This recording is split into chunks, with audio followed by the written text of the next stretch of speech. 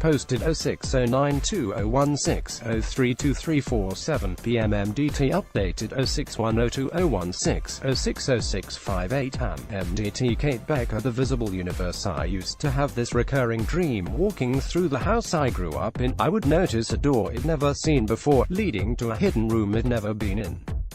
It's a common dream, apparently, just Google it. But the notion that a familiar home might contain some still unexplored space isn't limited to dreamland. It's happening right here in the solar system, too. For 99.9% of human history, the only rooms in the cosmic house were the 8 solar system bodies you can see with your naked eye: the Sun, Moon, Mercury, Venus, Mars, Jupiter, Saturn, and, of course, Earth.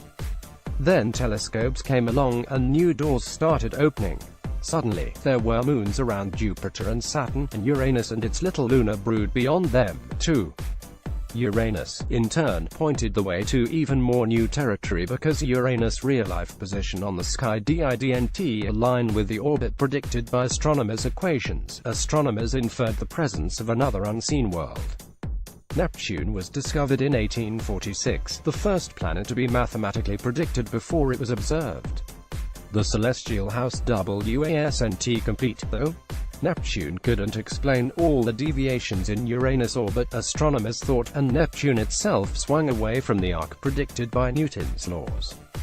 Astronomers reckoned that there must be another, undiscovered planet X, even further out. The search went on for more than 8 decades, until Clyde Tombaugh discovered Pluto, and the mystery was considered solved, until, later on, astronomers realized that Pluto was much too small to be the cause of Neptune and Uranus' orbital aberrations. They were ultimately chalked up to error. The story doesn't end there, of course. In the 1990s, astronomers began finding objects, calling them worlds or planets would be somewhat too generous, orbiting beyond Neptune in a zone called the Kuiper Belt. Meanwhile, the search for a true Planet X continued, teetering between rigorous research and pseudoscience. There were legitimate contenders to the title in 1999. For instance, astronomers proposed that a hypothetical gas giant could be floating among the comets in the solar system's farthest outlying territory, but when they searched for it in millions of spacecraft images, they came up empty-handed. Now, astronomers again have clues that may point the way to a new world, though it's now nicknamed Planet 9, the ironic byproduct of the solar system's growing census being, of course, that the number of known planets actually went down, from 9 to 8, when Pluto was reclassified. The evidence for the new Planet 9, a strange clustering of objects in the Kuiper Belt that seems to be best explained by the gravitational influence of a still unseen gas giant orbiting far beyond the solar system's other planets, a sort of planetary annex to the solar system's central rooms. But is Planet 9 really there? Leading with math has paid off before in the search for new solar system objects, remember Neptune, but in this case, the math also presents a puzzle. That's because astronomers are struggling to explain how a planet could wind up so far away from the Sun.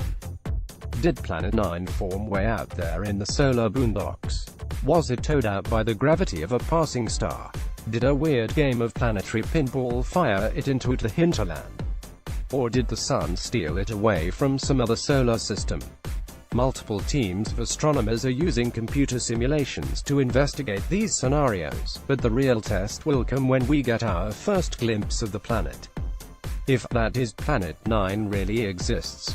Now, it's too soon to say whether we're about to unlock the door to our solar system's secret room, or if we'll soon wake from the same old dream. Kate Becker is a science writer living in Boston. Contact her at spacecrafty.com, or connect via facebook.com, Kat and Becker at twitter.com. Becker.